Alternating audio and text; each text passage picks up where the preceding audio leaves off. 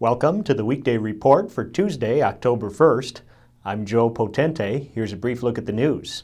A stalemate over the Affordable Care Act shut down the federal government today, but the immediate effect on federal services locally appears to be minimal.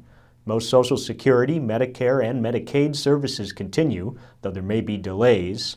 The Veterans Health Administration and the Postal Service remain open. Farther from home, about 800,000 federal employees will begin indefinite furloughs today. National parks and monuments are closed. The Senate this morning rejected the House's overnight request for a conference. Republicans in the House want to link the funding bill with changes to the Affordable Care Act. The Democrats who control the Senate are refusing to pass a bill that ties the two together. A plan to expand the city's streetcar system cleared another city committee on Monday night. The Public Works Committee voted in favor of the mayor's favored route, a north-south downtown loop linking Library Park with the Harborside area. The lone dissenter was Alderman Jan Michalski, who said he's not opposed to expanding the streetcar, but he prefers an earlier recommendation to run the extension to the uptown area.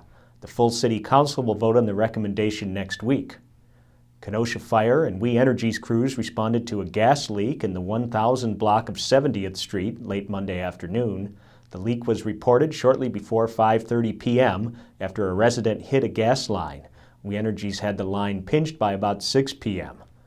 The Kenosha Casino was one thing on which politicians of all stripes seemed to agree Monday morning at a legislative breakfast at the Kenosha Country Club.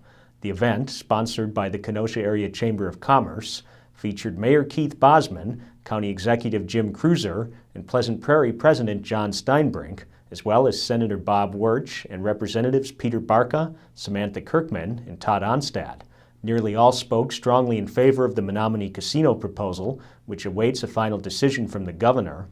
Kirkman, the only Republican on the panel, said she will do everything possible to bring the casino here. Here they talked of revolution.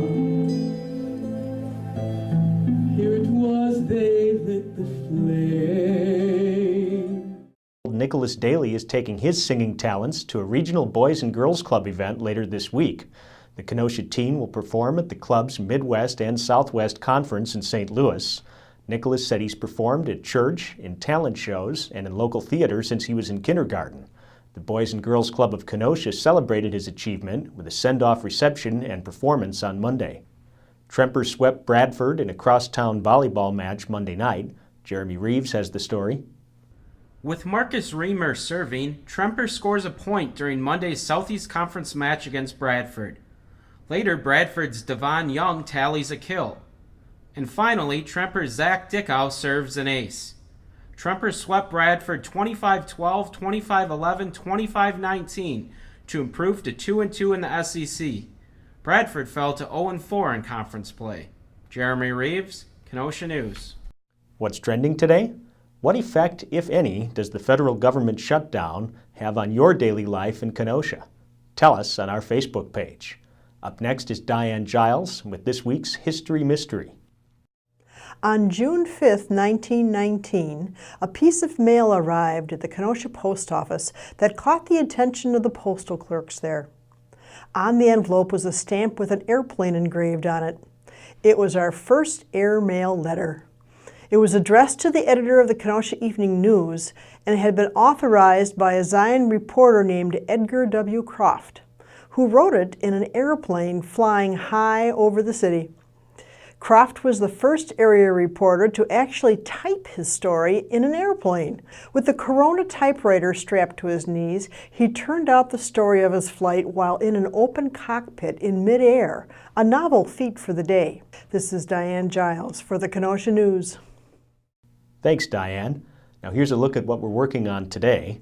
A street project in front of the Kenosha County Courthouse is underway. Deneen Smith will have the details. And County Executive Jim Cruiser will present his 2014 budget proposal to the County Board tonight. Deneen will be there. Pick up a copy of the Kenosha News and check kenoshanews.com for all the details on these stories and more. I'm Joe Potente with the Weekday Report.